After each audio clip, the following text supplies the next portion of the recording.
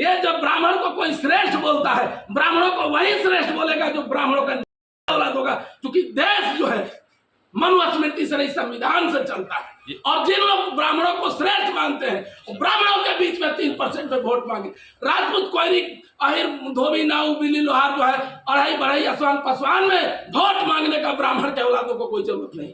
ये लोग जानबूझ करके कोयरी को बिकाऊ बना करके काम किए हैं। कभी लालू के पास, कभी नीतीश के पास, कभी मोदी के पास गिरवी रखते हैं ये लोग। सम्राट चौधरी, उपेंद्र कुशवाहा, VTM यानी वोट ट्रांसफर मशीन, कभी एक सीट के लिए सरकार, कभी नया बिहार, कभी लालू, कभी सोनिया बन रहा।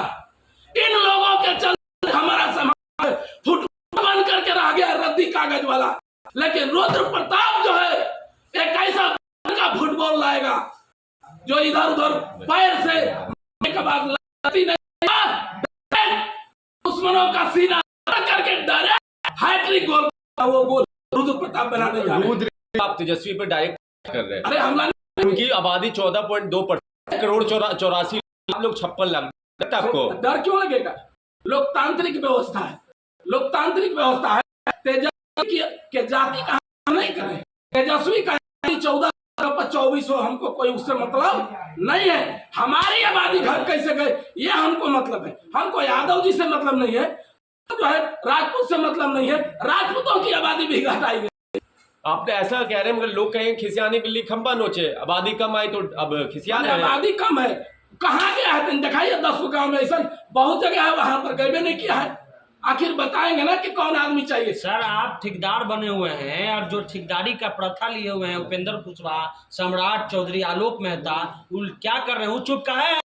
इन लोगों से, तमाम लोगों से आग्रह करेंगे, जितने भी लोग हैं, चाहे बीजेपी में चाहे कांग्रेस में MLA और MP है, यदि अगर आप लोग तत्काल कुशवाहा का सम्मान चाहते हैं, तत्काल इस्तीफा दीजिए और पर दबाव बनाइए, वरना जो है दोबारा चुनाव में आप लोगों को ताकत दिखाने का काम करेगा। अब सत्ता का मलाई बैठिएगा।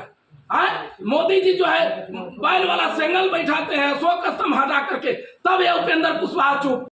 ये जब ब्राह्मण को कोई श्रेष्ठ बोलता है, ब्राह्मणों को वही श्रेष्ठ बोलेगा जो ब्राह्मणों का औलाद होगा, क्योंकि देश जो है मनुस्मृति से नहीं संविधान से चलता है। और जिन लोग ब्राह्मणों को श्रेष्ठ मानते हैं वो ब्राह्मणों के बीच में 3% पे वोट मांगे। राजपूत, कोयरी, अहिर, धोबी, नाऊ, बिल्ली, लोहार जो है अढ़ाई बढ़ाई असवान पसवान में वोट मांगने का ब्राह्मण के औलादों को कोई जरूरत नहीं।